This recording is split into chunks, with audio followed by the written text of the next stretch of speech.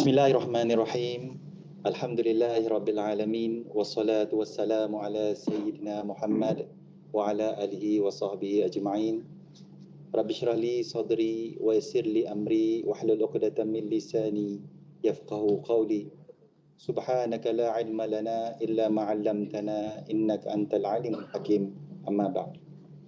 Yang berhormat Pihin Udana Khatib Datuk Paduka Seri Setia Ustaz Haji Baharudin bin Pengarah Datuk Paduka Haji Awang Osman, Menteri Hal Ehwal Ugama, Yang Mulia Pengiran Datuk Seri Paduka Haji Muhammad Tashim bin Pengiran Haji Hassan, Timbalan Menteri Hal Ehwal Ugama, Yang Mulia Setiausaha Tetap, Timbalan Setiausaha Tetap, Pegawai-pegawai kanan, pegawai-pegawai serta kaki tangan, serta hadirin hadirat yang mudah-mudahan dirahmati oleh Allah Subhanahu wa taala. Assalamualaikum warahmatullahi wabarakatuh. Alhamdulillah, bersyukur kepada Allah Subhanahu wa taala kerana telah mengurniakan rezeki kepada kita ni semua yang berupa kelapangan dan juga kesihatan untuk dapat terus menerus bersama-sama untuk hadir ke majlis yang berkebajikan ini, iaitu Malam Munajat Kementerian Hal Ehwal Ugama. Yang mana inilah juga merupakan beberapa amalan sebagai tanda bukti kita ni ataupun tanda kehambaan kita ni kepada Allah Subhanahu wa taala yang sentiasa berharap akan keredaan dan juga pertolongannya jua. Hadirin hadirat yang saya hormati sekalian, tajuk tazkirah yang akan saya sampaikan pada malam ini mudah-mudahan ada manfaatnya, iaitu ikhlas dalam beramal. Menyentuh mengenai dengan ikhlas dalam beramal, sebagai mukadimah, saya tertarik untuk memulakannya dengan menyatakan firman Allah Subhanahu wa taala di dalam surah Al-Bayyinah ayat 5, yang mana Allah Subhanahu wa taala telah memerintahkan kepada umat Islam untuk melakukan amal ibadat ikhlas semata-mata kerana Allah. A'udzubillahi minasyaitonirrajim. Wa ma umiru illa liya'budullaha mukhlishina lahud-din hunafa wa yuqimus salata wa yu'tuz zakah. Maksudnya padahal mereka tidak diperintahkan melainkan supaya menyembah Allah dengan mengikhlaskan ibadat kepadanya, lagi tetap teguh di atas tauhid, dan supaya mereka mendirikan sembahyang serta memberi zakat, dan yang demikian itulah agama yang benar. Hadirin hadirat yang mudah-mudahan dirahmati oleh Allah Subhanahu wa taala, ibadat kita ni akan bernilai mutu tinggi khususnya di sisi Allah Subhanahu wa taala jika kita dilaksanakan penuh dengan keikhlasan. Kerana ikhlasan ini adalah merupakan sifat mahmudah yang sangat dituntut dan disukai oleh Allah Subhanahu wa taala, dan manakala amalan yang tidak ikhlas tidak akan diterima di sisi Allah. Allah Subhanahu wa taala ada berfirman, A'udzubillahi minasyaitonirrajim. Inna anzalna ilaikal kitaba bil haqq fa'budillaha mukhlishan lahud-din.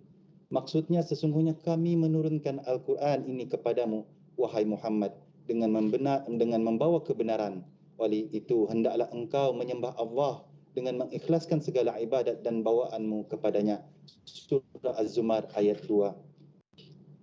Hadirin hadirat yang mudah-mudahan dirahmati oleh Allah Subhanahu wa taala, Ibnu Katsir dalam menafsirkan ayat yang telah saya bacakan tadi, iaitu fa'budillaha mukhlishan lahud-din, menyebut bahawa maksudnya sembahlah Allah Subhanahu wa taala semata-mata yang tiada sekutu baginya, dan serulah manusia kepada perkara tersebut, serta ajarkanlah kepada mereka bahawa tidak layak untuk melakukan ibadah kecuali hanya kepada Allah Subhanahu wa taala.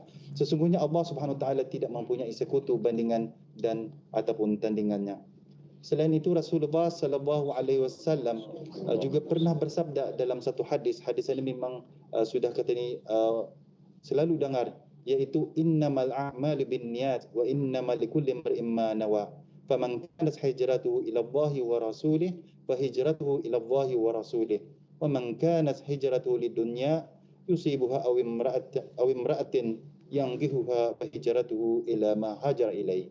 Maksudnya sesungguhnya setiap perbuatan itu bergantung kepada niatnya, dan sesungguhnya setiap orang akan dibalas berdasarkan apa yang diniatkan.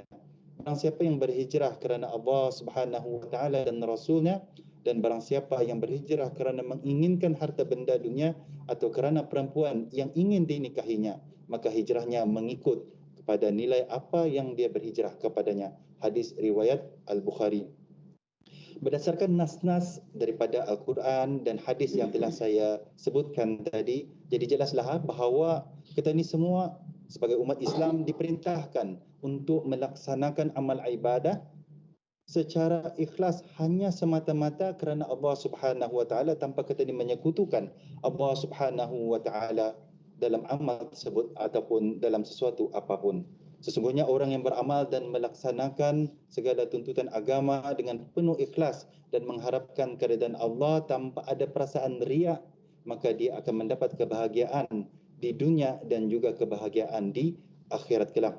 Dan di samping itu juga, seseorang yang melakukan amalan dengan penuh keikhlasan semata-mata kerana Allah juga akan mendapat pertolongan daripada Allah ketika ia menghadapi kesukaran, ketika ia menghadapi kesempitan dan sebagainya. Malahan juga akan diberikan ganjaran pahala berlipat kali ganda dan menjadi sebagai ukuran amalan diterima. Memang hadirin hadirat yang saya hormati sekalian, ikhlas bukanlah satu perkara yang mudah untuk kita ni laksanakan, untuk kita ni lakukan, kerana ikhlas hanya datang daripada seorang Muslim yang mencintai Allah dan menjadikan Allah sebagai satu-satunya sandaran dan harapan. Oleh itu, usaha dan latihan perlu kita ni gambling ke arah mencapai keikhlasan.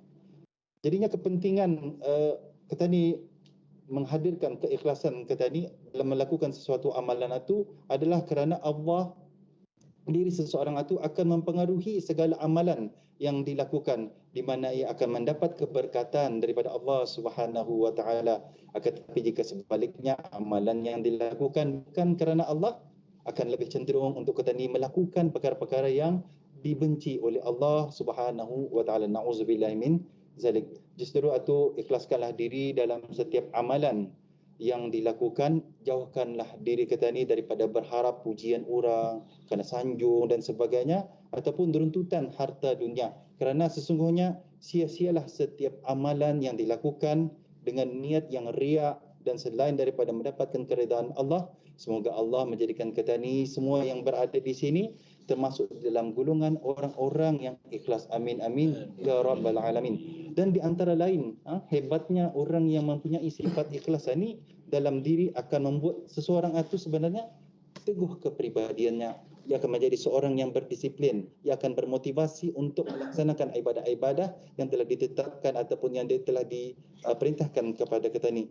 Kerana segala amalan yang dilakukan itu akan rasa tenang walaupun menghadapi pelbagai cabaran dan dugaan. Kerana segala amalan yang dilakukan tidak diragukan lagi akan dilaksanakan dengan sebaik-baiknya walaupun tanpa disuruh. Jadi marilah kita ni sama-sama muhasabah diri kita ni untuk terus berazam melaksanakan amal ibadah semata-mata kerana Allah Subhanahu wa taala, kerana kita ni percaya dan yakin segala amal yang dilaksanakan kerana selain Allah, maka sia-sialah amal yang dilakukan. Jadi sekian aku qauli hadza wa astaghfirullah li wa lakum wa billahi taufiq wal hidayah. Assalamualaikum warahmatullahi wabarakatuh. Waalaikumsalam warahmatullahi wabarakatuh.